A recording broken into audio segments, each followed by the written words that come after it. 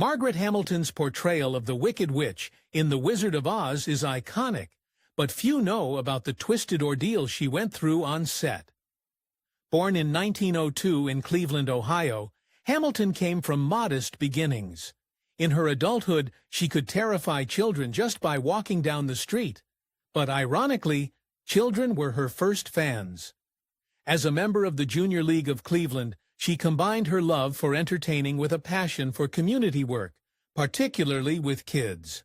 She acted in children's theater and honed her skills for a future on the big screen.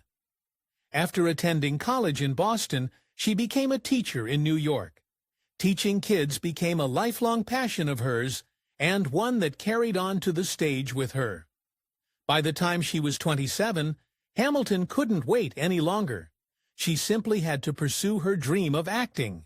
So on her birthday in 1929, she took to the stage at the Cleveland Playhouse and delivered a program of heart-rending songs. In 1931, Hamilton married the only man who would ever manage to capture her heart, Paul Boynton Meserve. But she was torn between two worlds.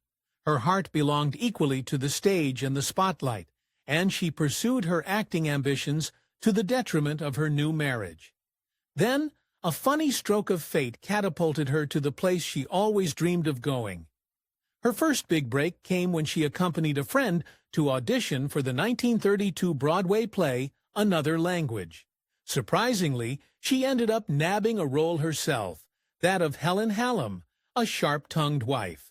Another Language marked Hamilton's Broadway debut and her big screen debut.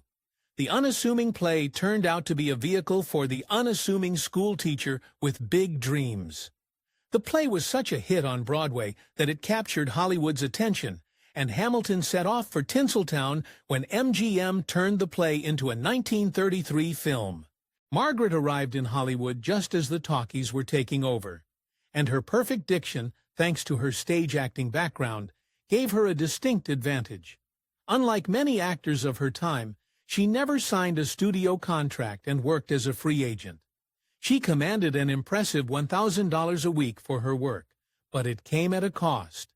Just as her career was kicking into hyperdrive, her marriage disintegrated around her, eventually ending in divorce in 1938. She made the difficult decision to raise her son, Hamilton Meserve, all on her own. It would not be easy. Even though Hamilton found herself in the belly of the famed beast, she worked hard to ensure her son had a normal upbringing. He later recalled how his mother protected him from the pressures of Hollywood, especially after witnessing what her close friend, Judy Garland, would endure as a child star. One day, Margaret received a phone call from her agent that would change her life forever, and not necessarily for the better. Hamilton had been obsessed with the Wizard of Oz since the age of 4. For the sweet-hearted, child-loving schoolteacher turned actress, the part of Glinda, the Good Witch of the North, seemed like a perfect fit. But she was somewhat shocked to hear she'd be playing the Wicked Witch of the West. She wasn't exactly clicking her heels together over the role, but she couldn't exactly walk away from the project. She needed the money. Margaret Hamilton would go on to embody the Wicked Witch and make the role her own. As a single mother, she struggled to balance filming with taking care of her son. She bravely negotiated her working hours with the studio, eventually accepting a 5-week term just 3 days before filming began. In the end, she filmed for a total of 3 months. Frankly, she was lucky to make it off the set alive. Hamilton's version of the Wicked Witch of the West left audiences terrified, but behind the scenes, she was so kind-hearted that the rest of the film's cast struggled to be afraid of her when the cameras were rolling. Judy Garland, in particular, formed a lifelong bond with Hamilton and affectionately called her Maggie. In fact, their friendship was so close that Garland even showed her a special dress that she was planning to wear for her high school graduation. Hamilton's protective instincts for her son extended to her friends, particularly Garland. When MGM head Louis B. Mayer sent Garland on tour with Mickey Rooney, preventing her from wearing her graduation dress on stage, Hamilton was furious. She called Mayer directly to give him a piece of her mind, berating the powerful producer. Mayer couldn't complain, though. Hamilton put everything into her performance. The scene where the Wicked Witch sets the Scarecrow's arm on fire required multiple takes to perfect. Hamilton allegedly needed 5 attempts to get the right level of menace. After the final take, the dedicated actress reportedly fainted from exhaustion. She put everything she had into her portrayal of the Wicked Witch, but she might have put too much into it. Her performance was so terrifying that MGM decided to cut entire scenes where they deemed her too scary for younger audiences. Very much unlike the Wicked Witch she portrayed on screen, Hamilton loved animals. Hamilton didn't just see the Wicked Witch as pure evil. In her eyes, the witch was a sad and frustrated woman who never got what she wanted, leading to a life of bitterness. This nuanced view of the character eventually inspired later works, like the novel and musical Wicked, which portrayed the witch as a misunderstood protagonist. Not everyone shared her more sympathetic view of the witch, namely kids. Her neighbor once recounted how her nephew refused to meet Hamilton, even though he knew she was just an actress. He still feared she might be like her terrifying character in real life. And he wasn't the only one who couldn't see past the green makeup. Being a former schoolteacher who loved kids, Margaret Hamilton was always wary of the impact her role in The Wizard of Oz had on the youngest audience members. Her son once explained she was always afraid of the impact it had on kids. She was constantly trying to reassure children that this was make-believe, and she even enlisted some help. In an attempt to soften her wicked image amongst children, Hamilton appeared on Mr. Rogers' Neighborhood in 1975. In 1976, Hamilton reprised her role as the Wicked Witch in an episode of Sesame Street. The episode aired only once before the network pulled it from circulation. Angry parents had written in complaining that Hamilton was too frightening for their children. After a while, Margaret learned that it was best to simply embrace the wickedness. Throughout her career, she made subtle references to her iconic role. In the 1970 film Brewster McCloud, her character Daphne Heap wears red slippers in a deliberate and cheeky nod to the Wizard of Oz. Even after her success in Hollywood, Margaret stayed committed to helping children and never lost sight of her humble beginnings as a schoolteacher. She founded a kindergarten in a Beverly Hills church and even served as the president of the local board of education. Hamilton's teaching days included some memorable moments, like the time she ordered a disruptive student to leave her class.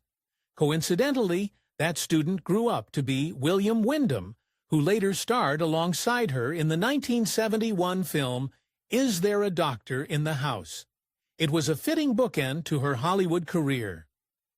Daphne spent most of her life in Manhattan, enjoying her Gramercy Park apartment and the hustle and bustle of life in the big city.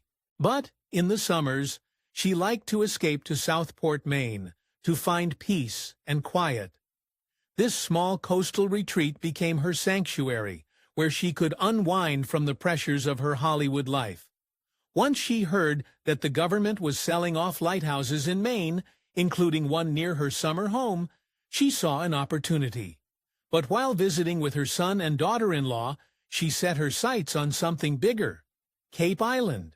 She and her son cleaned out their savings accounts and bought the island, turning it into a family refuge. By this time, she was already in her 60s. Even though she was still working and often away filming a movie or TV show, she quickly became a beloved figure in her Maine community. Locals affectionately dubbed her summer retreat Witch's Island, though they knew her as anything but wicked. Hamilton made her final film appearance in 1982's Pardon Me for Living. After that, she retired to her island and lived without electricity, using kerosene lamps and stoves, and spending her days chopping wood and enjoying the solitude. It was a peaceful retirement, especially after all the wild adventures she'd been in on film sets, including some on The Wizard of Oz that had turned out to be downright harrowing. Hamilton's iconic scene where her Wicked Witch character disappears from Munchkinland in a plume of red smoke, and fire nearly ended in disaster. During the first take, the smoke appeared too early, and Hamilton wasn't in position. On the second take, however, things went horribly wrong and nearly ended her career and could have ended her life. Based makeup heated up, causing second- and third-degree burns on her hands and face. Suffice to say, the producers went with the first take for the final cut. Hamilton's suffering didn't end when the flames went out. Removing her green makeup from her tender burns was no easy task. The makeup crew had to resort to using acetone, a strong solvent, to remove the copper-based paint from her freshly burned flesh. The process was excruciating. The burns from the accident were so bad that she had to take 6 weeks off to recover. But it's not like she was exactly eager to jump back on the proverbial broomstick and fly to the land of Oz. Margaret was nothing if not the consummate professional. Despite the severity of her injuries, she wasn't eager to get revenge on the studio. She didn't sue because she knew she would never work in the industry again. She did, however, make one demand before returning to the set. No more fireworks. The studio didn't exactly listen. Under Dorothy's skywriting scene, Danko was supposed to ride a pipe designed to look like the Wicked Witch's broomstick. Unfortunately, on the third take, the pipe exploded, leaving Danko much like Hamilton with severe burns, only worse. Medics rushed her to the hospital where she stayed for 11 days. The Wicked Witch of the West turned out to be a dangerous role to play. Danko's injuries from the explosion left her with permanent scarring on her legs. Unable to continue filming, the studio had to replace Hamilton's stunt double with yet another stunt double. When she returned to the set, Margaret Hamilton was gravely serious about not doing any further scenes with fireworks. So when costuming asked her if she wanted her regular costume or a fireproof costume for the skywriting scene, she declined both and avoided the disaster that landed her first stunt double in the hospital. But she couldn't escape danger on that set, no matter how hard she tried. The iconic green makeup that made Hamilton's Wicked Witch so terrifying had its own terrifying aspects. The copper-based paint was so toxic that she could only consume liquids through a straw while in full makeup. To make matters worse, the green tint lingered on her skin for months after filming wrapped, leaching toxins into her body. Hamilton's lifestyle kept her in relatively good health, well into her older age, but unlike a real witch, she couldn't live forever. 6 months before her passing, she moved into a nursing home in Salisbury, Connecticut, then succumbed to a heart attack on May 16, 1985, at the age of 82.